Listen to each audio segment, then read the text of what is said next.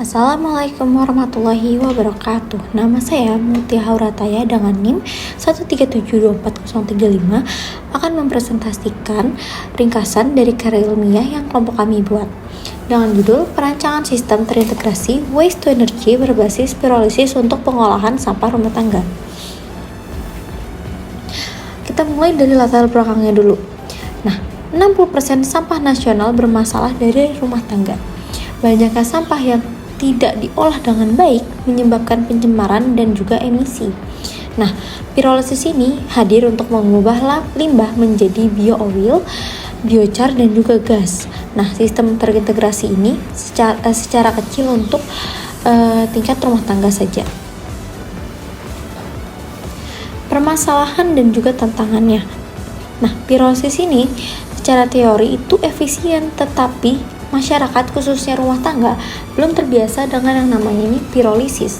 Nah, hambatan utamanya yaitu adalah karena adanya biaya yang tinggi, sistem yang kompleks, dan juga minimnya integrasi antara proses dan juga konversinya. Rumusan masalah. Nah, rumusan masalahnya ini ada 3 poin.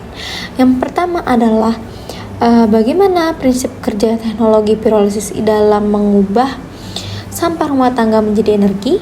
Yang kedua adalah bagaimana merancang sistem terintegrasi dari pemilahan hingga sampai konversi energinya. Dan juga yang terakhir adalah apa saja tantangan teknis dan juga lingkungan dalam implementasi pirolisis dalam skala rumah tangga ini. Nah, tujuan penulisannya yaitu untuk menjelaskan konsep dan juga prinsip dasar pirolisis. Yang kedua adalah mendesain sistem pengolahan sampah terintegrasi secara skala rumah tangga, dan juga adalah mengkaji efektivitas dan dampak lingkungan sistem pirolisis. Dan terakhir yaitu memberikan solusi atau pemecahan masalah terhadap kendala teknis dan juga operasionalnya. Nah, metode penelitiannya ini terbagi menjadi 3 poin. Yang pertama adalah metode eksperimen dan juga literatur. Yang kedua adalah studi dokumentasi, observasi lapangan, dan juga wawancara. Dan yang terakhir adalah evaluasi produknya. Nah, dasar teorinya. Nah, pertama dari definisi. Definisi dari pirolisis adalah proses dekomposisi termal bahan organik tanpa oksigen sama sekali. Dan yang kedua adalah produk utama yang terbentuk dari pirolisis ini adalah bio-oil, biochar, dan juga gas sintetis. Nah, bio-oil ini yaitu bahan bakar cair. Dan yang kedua adalah biochar, ini adalah arang atau bahan bakar padat yang biasanya digunakan menjadi bahan bakar padat atau enggak pupuk. Dan juga yang terakhir adalah gas sintetis yang digunakan ulang untuk pembakaran dengan suhu 300 sampai 700 derajat Celcius.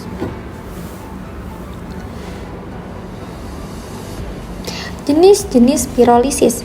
Nah, jenis-jenisnya sendiri ini ada 4 poin.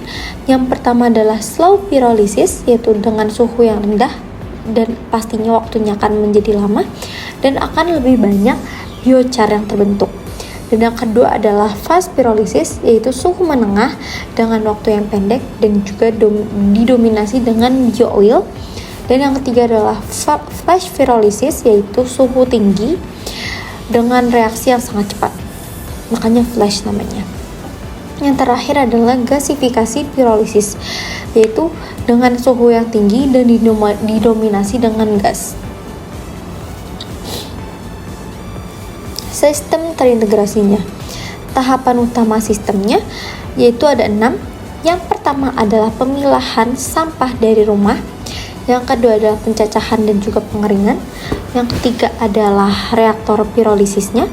Yang keempat adalah kondensasi yang akan menghasilkan bio-oilnya. Dan juga yang kelima adalah penampungan biochar. Dan yang keenam atau yang terakhir adalah gas yang digunakan kembali sebagai sumber panasnya. Nah, keunggulannya sendiri adalah yang pertama adalah modular dan juga hemat ruang. Yang kedua adalah bisa diterapkan di rumah, dan juga yang ketiga adalah aman dan juga hemat energi. Studi kasus dan juga hasilnya. Yang pertama adalah bio-oil berasal dari plastik yang bisa mencapai 91% dan juga nilai kalor bio-oil mendekati solar. Yang ketiga adalah biochar akan menjadi bahan bakar dan juga penyerapan polutan. Dan yang keempat adalah kopirolisis, yaitu biomasa dicampur dengan plastik akan menghasilkan produk yang lebih stabil. Dampak pada lingkungannya. Dampak pada lingkungannya itu adalah, yang pertama adalah emisi lebih rendah dibandingkan pembakaran biasa. Yang kedua adalah biochar akan menyerap logam berat dan juga menyimpan karbon. Yang ketiga adalah tetap perlu pengawasan suhu dan juga standar penyimpanannya. Kesimpulannya yaitu pirolisis adalah solusi potensial pengolahan sampah dan juga energi terbarukan. Yang kedua adalah sistem terintegrasi tingkat rumah tangga itu layak diterapkan di era global ini. Yang ketiga adalah tantangan teknis bisa diatasi dengan desain yang tepat dan juga edukasi penggunanya. Dan saran-sarannya adalah sosialisasi dan edukasi masyarakat soal pemilahan sampah dan juga pirolisis ini masih sangat kurang sehingga perlu ditingkatkan. Yang kedua adalah dukungan kebijakan dan juga dana untuk pengembangan alatnya. Yang ketiga adalah integrasi teknologi sensor dan juga AI untuk efisiensinya, dan juga yang terakhir adalah penelitian lanjutan untuk evaluasi dampak dan juga keberlanjutannya. Sekian dari saya. Assalamualaikum warahmatullahi wabarakatuh.